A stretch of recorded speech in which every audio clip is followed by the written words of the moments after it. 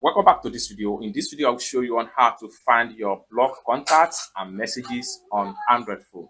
So let's see. But before we dive into the tutorial, if you find this tutorial useful and you are very new to this channel, remember click on that subscribe, turn on the notification bell for more useful tutorial like this. So with that being said, let's get started. The very first thing you need to do is to head over to your phone master. So I'm going to simply click on here to open up my phone master.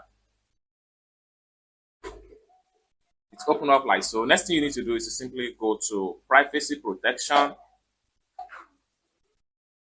Then it take you right here. Next thing you need to do is to simply click on block unwanted calls. It take you right here. Here you have all your block contacts right here. So if you switch to the next tab right here, which is messages, simply click on that and you see all the messages you have blocked so far on your phone. You can simply click on them and unblock them, or you delete them permanently. It's as simple as that. So basically, this is how to simply find and see your block contacts and messages on Android phone.